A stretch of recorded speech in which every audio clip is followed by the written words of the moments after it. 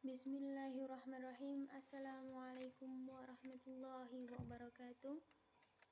Innal hamdalillah nahmaduhu wa nasta'inuhu wa na'udzu billahi min shururi anfusina wa min sayyiati a'malina. May yahdihillahu fala mudilla lahu wa man yudlilhu fala hadiya lahu. Asyhadu an la ilaha illallah wa asyhadu anna Muhammadan abduhu wa rasuluhu la nabiyya ba'dah. Yang terhormat Bapak dosen Muhkibat MIG dan teman-teman seperjuangan yang saya banggakan. Perkenalkan, nama saya Rizka Devi Tamara dan partner kerja saya atau partner kelompok saya yaitu Muhammad Ilham, Putri Baitul Jannah, dan Putri Rifayanti. Izinkan kami mempresentasikan makalah pada pagi hari ini. Dan sebelum kita buka materi kita pada pagi hari ini, marilah kita buka dengan bacaan basmalah. Bismillahirrahmanirrahim. Selanjutnya, di sini saya akan membawakan atau memberikan materi yang berjudul Kebijakan Pendidikan di Era Orde Baru dan Kebijakan Pendidikan di Era Reformasi.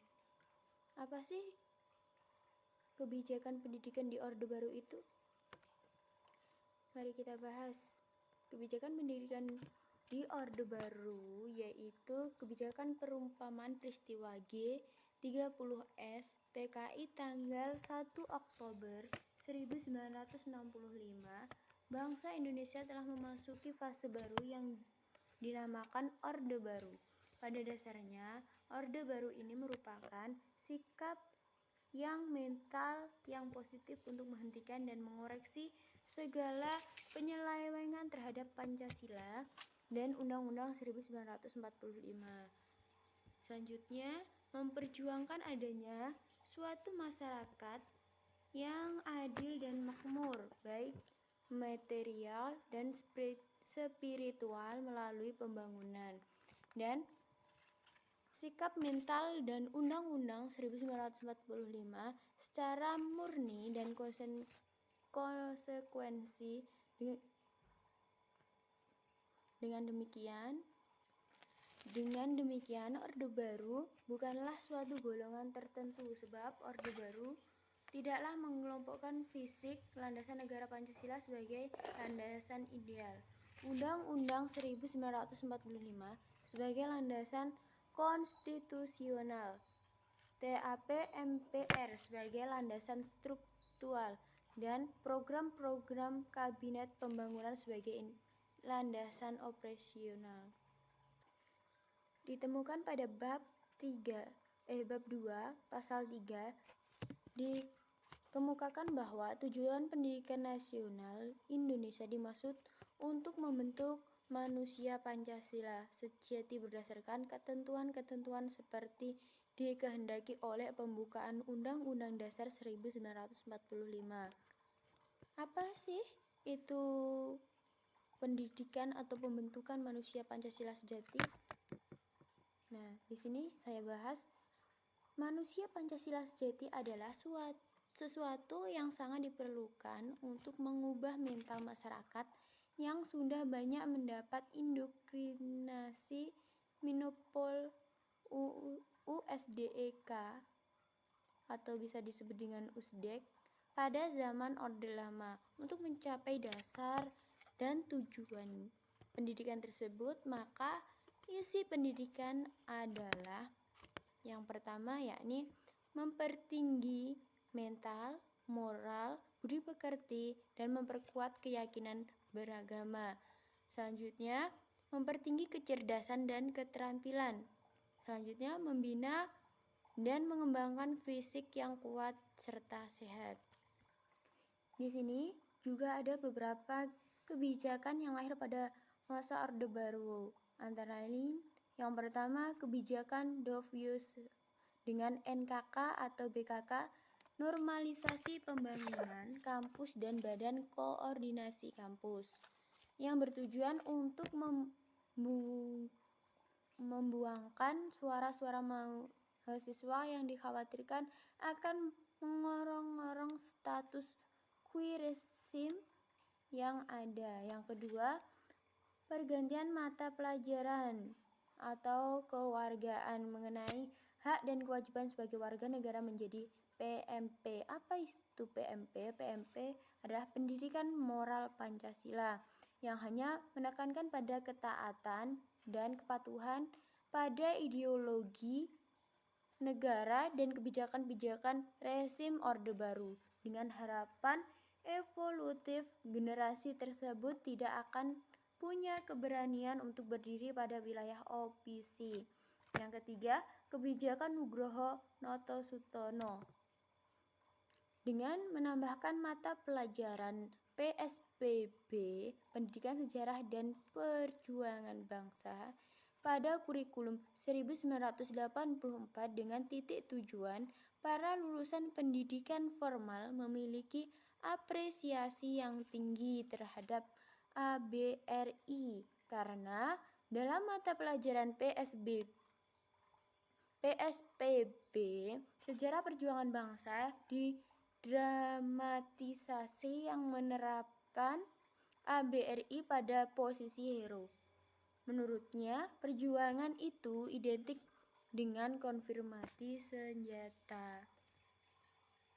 Jadi, pada masa Orde Baru ini, secara jujur, cukup banyak kemajuan pembangunan yang dapat dicapai dari salah satu bangsa termiskin di dunia menjadi bangsa yang sempat diperhitungkan dan masuk dalam kelompok bangsa-bangsa yang berpendapatan menengah dan masuk ke dalam kendati pun pada akhirnya setelah diterpa badai krisis kembali terpuruk disebabkan fundamental ekonominya yang tidak kuat dan berakar. Sebagai besar ekonomi berada di bawah kendali konglomerat. Namun demikian, perkembangan yang pesat pada masa Orde Baru dilihat dari segi pendapatan per kapita telah mengorbankan seperti hak asasi manusia, kemerdekaan individu, dan hal ini ditambah lagi dengan perilaku para penjabatnya yang korup, menyebabkan kredibilitas sebuah bangsa hampir ambruk. Selanjutnya akan disampaikan oleh Mbak Putri Rifayanti. Waktu dan tempat disilahkan.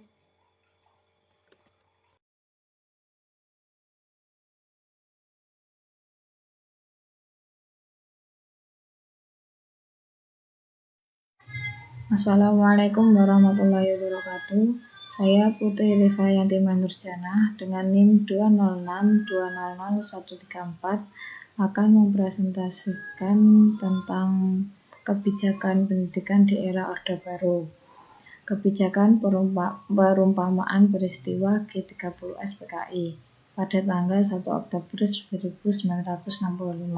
Bangsa Indonesia telah memasuki fase baru yang dinamakan Orde Baru. Pada dasarnya, Orde Baru ini merupakan sikap mental yang positif untuk menghentikan dan mengoreksi segala penyelewengan terhadap Pancasila dan undang-undang, memperjuangkan adanya suatu masyarakat yang adil dan makmur, baik material dan spiritual melalui pembangunan, dan sikap mental dengan Undang-Undang Dasar secara murni dan konsekuensi. Dengan demikian, Orde Baru bukanlah suatu golongan tertentu, sebab Orde Baru tidaklah mengkelompokkan fisik landasan negara Pancasila sebagai landasan ideal, undang-undang sebagai landasan konstitusional, TAP MPR sebagai landasan struktural, dan program-program kabinet pembangunan sebagai landasan operasional.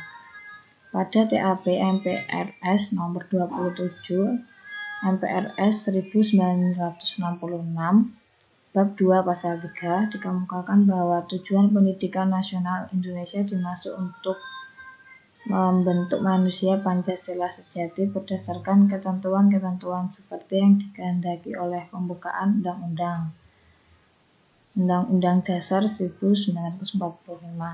Pembentukan manusia Pancasila sejati adalah sesuatu yang sangat diperlukan untuk mengubah mental masyarakat yang sudah banyak mendapatkan indoktrinasi manipul Uzbek pada zaman Orde Lama.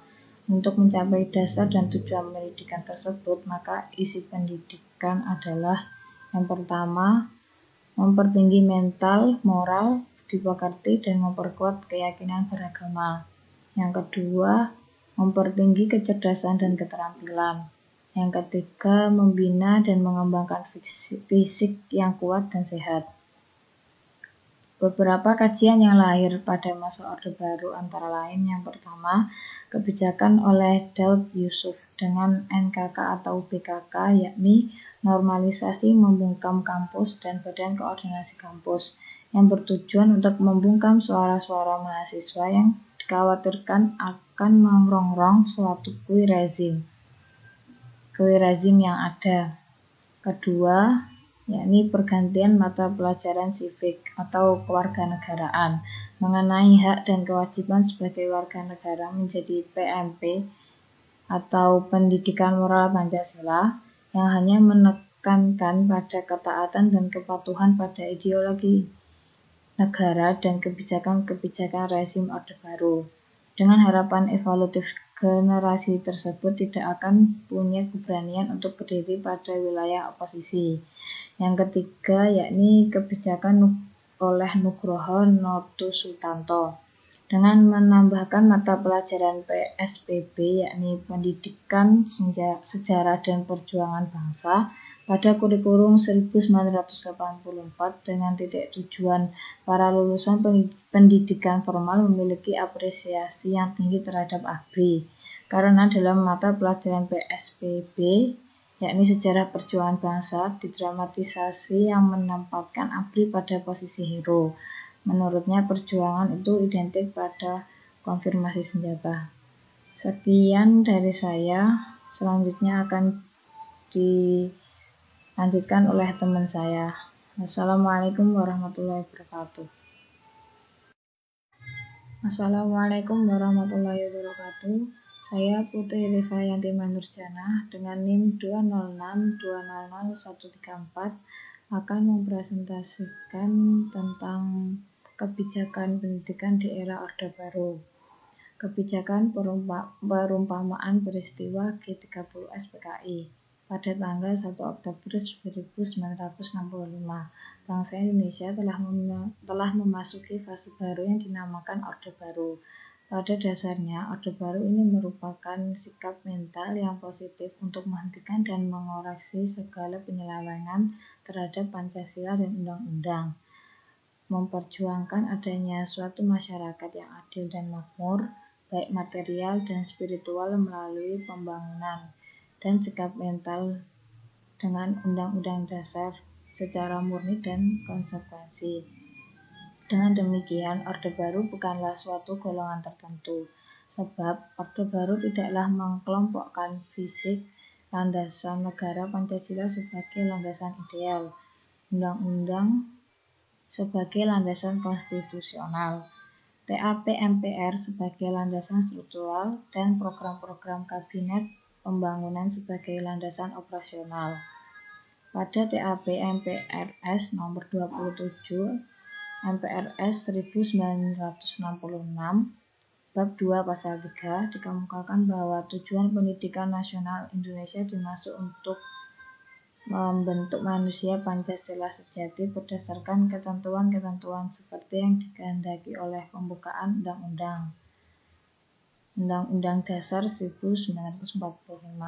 Pembentukan manusia Pancasila sejati adalah sesuatu yang sangat diperlukan untuk mengubah mental masyarakat yang sudah banyak mendapatkan indoktrinasi manipul Uzbek pada zaman Orde Lama. Untuk mencapai dasar dan tujuan pendidikan tersebut, maka isi pendidikan adalah yang pertama, mempertinggi mental, moral, dipekerti, dan memperkuat keyakinan beragama. Yang kedua, mempertinggi kecerdasan dan keterampilan. Yang ketiga, membina dan mengembangkan fisik yang kuat dan sehat. Beberapa kajian yang lahir pada masa Orde Baru antara lain yang pertama, kebijakan oleh Daud Yusuf dengan NKK atau BKK, yakni normalisasi membungkam kampus dan badan koordinasi kampus, yang bertujuan untuk membungkam suara-suara mahasiswa yang dikhawatirkan akan merongrong suatu kue rezim yang ada. Kedua, yakni pergantian mata pelajaran sivik atau kewarganegaraan mengenai hak dan kewajiban sebagai warga negara menjadi PMP atau pendidikan moral Pancasila yang hanya menekankan pada ketaatan dan kepatuhan pada ideologi negara dan kebijakan-kebijakan rezim Orde Baru. Dengan harapan evolutif, generasi tersebut tidak akan punya keberanian untuk berdiri pada wilayah oposisi. Yang ketiga, yakni kebijakan oleh Nugroho Noto Sutanto dengan menambahkan mata pelajaran PSBB, yakni Pendidikan Sejarah dan Perjuangan Bangsa, pada kurikulum 1984 dengan titik tujuan para lulusan pendidikan formal memiliki apresiasi yang tinggi terhadap ABRI, karena dalam mata pelajaran PSBB, yakni Sejarah Perjuangan Bangsa, didramatisasi yang menempatkan ABRI pada posisi hero. Menurutnya perjuangan itu identik pada konfirmasi senjata. Sekian dari saya, selanjutnya akan dilanjutkan oleh teman saya. Wassalamualaikum warahmatullahi wabarakatuh. Assalamualaikum warahmatullahi wabarakatuh. Perkenalkan, nama saya Muhammad Ilham Fatailah dari kelompok 2. Saya akan mempresentasikan tentang kebijakan pendidikan di era reformasi. Di era reformasi, setidaknya ada 4 kebijakan pendidikan yang menjadi agenda perbaikan sistem pendidikan nasional. Keempat program di bidang pendidikan yaitu 1. Peningkatan mutu pendidikan, 2. Efisiensi pengelolaan pendidikan, 3. Relevansi pendidikan, 4. Pemerataan pelayanan pendidikan.